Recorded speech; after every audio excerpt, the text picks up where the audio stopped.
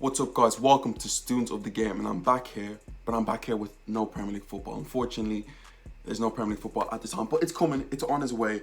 But during this time, I've been still watching some classic all games, and I thought about my favorite football player. My favorite football player to ever play in the Premier League, Thierry Henry, and all the great things he's done. And it kind of segued to me thinking about all the strikers that came after Thierry Henry. Now, during that time, if you're an Arsenal fan, you know that we've had some very good ones and some very So you know what? I'm gonna rank them. I'm gonna rank all the strikers that came after Thierry Henry. I'm gonna put it in a tier list right now, and this is gonna be tough if you're an Arsenal fan. We're gonna take a trip down memory lane. So guys, let's go. Start off with Robin van Persie, the Flying Dutchman, or VP. Now this one's a bit of a bittersweet one because let's not take away what Robin van Persie did for Arsenal. He was an absolutely incredible player for us. But there is a but and there is a huge asterisk there. The way he left, a lot of Arsenal fans don't seem to like him for that. It's understandable. My biggest problem with Robin van Persie during his time at Arsenal is that I don't believe we got enough out of Robin van Persie. He spent 8 seasons at us, and 5 of them seasons you can say he was injured for the majority of the time. He couldn't stay fit long enough for me. I do not doubt his ability in what he did for Arsenal. Incredible. He scored 132 goals for us. Outstanding player. The last season for us, he literally dragged us, put us on his back. 37 goals, but that was the only time he hit 30 goals. You know, Van Persie, a great talent, but his injuries is the reason why I can't put him in the elite section. I'm going to put him in the great section. Now, you guys might say elite, and ability-wise, elite, but if I'm evaluating his whole time at Arsenal, didn't do enough due to his injuries, injuries. Eduardo. Now, Eduardo is a strange one for me because when he was the guy that came in at Arsenal, he was like the Thierry Henry's replacement in a way. He came in the season Henry left. And to be fair, he started off really, really well. You know, he came in there and I was just watching the guy, you're thinking like, bro, this guy is an amazing finisher. And to be fair, I could say at that time, 2008, he was the best finisher at the club. But the problem with Eduardo was that injury. And it's not his fault. It's not his fault. Of course, it was a horrible thing. Arsenal were flying at that time. Him and Adebayor struck up a great partnership, and they were both great together. But he got injured, and when he came back, he had glimpses, but it just was not the same. He wasn't the same sharp finisher that I seen before. I like Eduardo. I'm going to put him it's between good and all right. I'm going to be nice and put him in the good section. I'm going to be nice. Next one we're going to move on to is Emmanuel Adebayor. Now, Adebayor was a strange one for a lot of people because in football terms, I think he's one of the most hated players for some reason. You know, everywhere he goes, he starts off well and then coming to the end, it just ends really badly. And that was the case for Arsenal. You're looking at Adebayor's time, you're looking at Thierry Henry. Thierry Henry really took Adebayor under his wing. And like the first 2 seasons he was there, while Henry was there, you could see Henry nurturing him. And every season he got better and better and better. And the season Henry left, he scored 30 goals. And I'm thinking, like, wow, Wenger got a good one there. Then he got a bit too big for his boots. After that, it went a bit, his last season scored 17 goals. Didn't reach the heights of the season before, and he left on a sour note. We all remember the celebration against Newcastle. But if I'm judging based on ability, what he did, I gotta put him in the good section. I'm gonna put him ahead of Eduardo. If I can just sneak him in there, I'm gonna put him ahead of Eduardo in the good section. Next one we're gonna move on to. We're looking at Nicholas Bentner, Lord Bentner. Now, he gets a lot of. He's known as a bit of a joke man. Let's not play. He's a meme on the internet, and the places that he went after Arsenal, even during Arsenal, the loans that he went to never really hit off. But if I'm judging it solely based on his performances for Arsenal, he wasn't that bad. If you're talking about big clutch moments, like we need a goal from you, He delivers. He delivers. I remember he scored a late winner against Wolves, the League Cup final. I mean, the League Cup semi-final against was it? I can't even remember the team. I know he scored the first goal there, and he's came up trumps a lot of big moments. To be fair, a lot of people would put him in a dead section. I wouldn't. I believe that from what he gave us, I think it was good. Personally, I think it was good. He isn't what he claims to be in his head as the big ego. If you're talking to Bettner, you put him in the elite section. I gotta put him just in the good section. So now we're going to look at Theo Walcott. Theo. I like Theo a lot, and him joining in 2006. He was the one that was literally labelled the next Thierry Henry. Joins from Southampton. We all know about him. Blistering pace. Theo didn't quite hit the heights that he wanted to hit. Now, just because he didn't hit the heights, that don't mean that he wasn't good for Arsenal. I feel coming to the end of his time at Arsenal, he got a lot of criticism. He was known as Wally Walcott and all that type of stuff. But during the time there, he scored 100 goals for Arsenal. And regardless of what you say, the appearances, he nearly had over 400 appearances for us during that time. He still scored over 100 goals for the football club, right? You could see him nurturing himself and developing as a striker. When I'm looking at Theo, I want to suggest he's in I want to put him in the great section, to be fair. Because I feel you score 100 goals for Arsenal, I got to put you in the great section. And he's had some big moments, but because the injuries upon injuries, I got to put him in the good section. I just got if I can see, I'm going to put him ahead of Emmanuel Adebayor. Carlos Vela. Now, he's a player that, for me, we let go too quickly. You look at what he did after Arsenal, he went on, he's decent. He's not decent, he's very good, In Mexican teams, he's doing really well for them. He went to Racing Santander, banged there, he scored over 70 goals in 4 seasons for them in the MLS right now, killing it. I know it is MLS, but he's still killing it. He got links to Barcelona. He was one that I wish we would have kept. And plus, he was talking about the ability to chip the ball. He's probably the best I've ever seen being able to do that. The amount of goals, just go back and watch him with his goals for Arsenal. The amount of times he chips goalkeepers is incredible.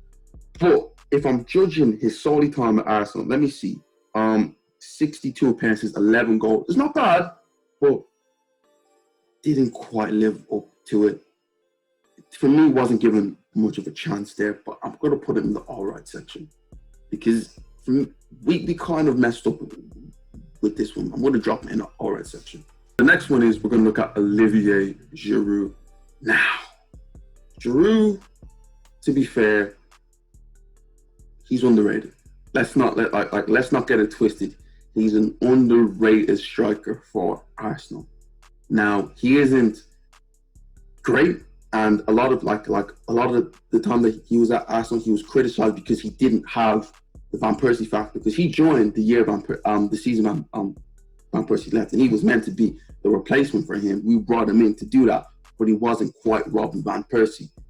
During his time at Arsenal, to be fair, he came up trumps a lot of times. I'm not saying he wasn't a striker that would lead you through the whole season and get you the 30 goals, take you the title, but he came up trumps when we needed him. Some big goals he scored, the amount of them near post runs, first time flick-ons, that was Giroud. Over 100 goals for Arsenal. Regardless of what you say, you scored 100 goals for Arsenal. I have to rate you. I'm going to put him in the good section. Do I want to put him ahead of Theo Walcott? I'm just going to put him in between Adebayor and Theo Walcott. Right there. Next one, Chuba Akpom. This is a tough one for me. Chuba Akpom only played 12 games for Arsenal. Now, I like Chuba Akpom. I like him a lot. I don't want to put him in the dead section. He didn't have enough time to grow. But, this is a tough one for me, Chuba. I don't want to put you in the dead section because, to me, he was a talented player. Maybe could have given him a bit of time personally. I feel like his time kind of came at Arsenal. Chuba Chuba. Okay, sorry, Chuba. Sorry. He wasn't that bad. Personally, I would put him. Chuba. Sorry. I apologize, Chuba. Okay, next one we're gonna look at is Mario Shamak. Woo! This one here now. This guy came up with a lot of hype. Like he signed from Bordeaux, like at the time, and him and Johan Gorku were killing it. They won the league there. And this guy was like, he's gonna come in, he's gonna change it. With Arsenal, at that time we needed a fox in the box, so when I would come in there, because Arsenal were quite intricate at that time. We got to the penalty area a lot, and we needed someone like in that 6-yard box, just kind of tapping in them goals, and he was great in the air. It was a bit like he started off really well, and he's like, oh, okay, this guy ain't bad. Like he had a bit of feet. His link-up play was good, and then after a while, he kind of like you realize, Wenger, yo, what's going on with this kid? Like he wasn't quite up for it. His hair kind of went missing after a while. He looked like he started off looking like Ronaldo 2008, and then he finished off, looking a bit like Terry Crews. I'm like, just nah. I gotta put you in the dead section. I'm sorry, mate. Again, wasn't bad, but you didn't quite live up to what we want. I can't put you. Look at is Park Chu-jung. Ooh, my man. This one is the one where Wenger, like, seriously, like, I remember the day he signed. He signed the day of the 8-2 game, so it was a few hours before that game. Sky Sports announced Arsenal. I saw this guy from, I think it was Monaco at the time. I think it might have been Monaco, but he signs. Didn't know about him, but on his debut, he scores an amazing goal. I remember, I think it was Ashaven plays it into him, and he just whips one into the far corner, opens up his body like Thierry Henry-esque, and you're thinking, I think I might have got someone here. He ain't bad. Arsene, you've done it again. And then this is a bit like,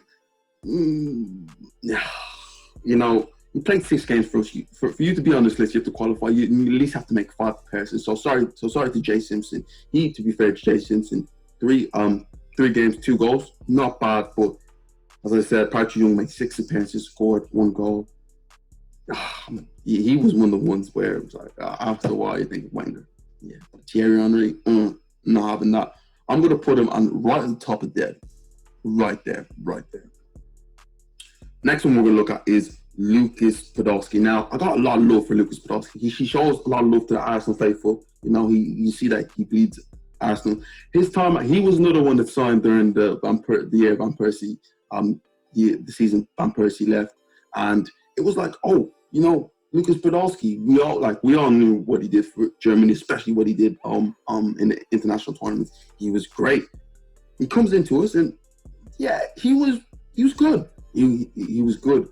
Coming to the end of his time, kind of faded away. He was a bit disgruntled that he wasn't playing, and he showed moments of like genius. That left foot is like Van Persie probably had the best left foot I've seen from Arsenal, and I wouldn't be surprised to put him second. Of course, Mesut Ozil's passing ability was great, but if I'm gonna rank Lucas Podolski, he won trophies at Arsenal. Lucas. Where do I put Lucas right now? I'm gonna put you in the good section. If I'm gonna put Bettner there, I gotta put Lucas Podolski there. He wasn't bad for Arsenal. That's the thing about it. He wasn't bad. So yeah, okay, Lucas Podolski. Next one is my man Yaya Sanogo. Ooh, Yaya. Wait, what were you thinking at the time? Because let's not get it twisted. Yaya Sanogo, playing for the French U team, he banged. He low-key, like watching some of his highlights, he banged. But then when he went into first team football and he joined Arsenal, literally was moving like Bambi on ice sometimes. You didn't know what, he had 2 left feet. You didn't know what was going on with him. You remember that classic moment in the Emirates Cup where like he scores 4 goals and he celebrates. Now as he celebrates, he's running and he just trips like, oh yeah. You really have to go do that. He scored 1 goal for us in 20 appearances. And Wenger at the time looked like this. When Wenger sees Jackson, I believe he's seen a bit of Thierry Henry, and everyone else didn't. Yeah. Where am I going to slot you? Technically, you should be in the dead section. But the FA Cup run, he wasn't too bad. He made a bit of an impact. Oh, no. I'm sorry. Yeah. I can't. I'm literally just gonna put you in the dead section. Sorry. I'm gonna put you ahead of Chubac. Well, Chubac one actually goes to the back because he wasn't too bad, to be fair. I'm gonna look at is man like Welbeck. Danny Welbeck. He joined from Manchester United for 16 million, and to be fair, he started off well, against Fenerbahce, and to be fair, I have to give Danny Welbeck a bit of credit here, because as much as he wasn't quite Thierry Henry, he definitely didn't do bad. He had some really, really big moments.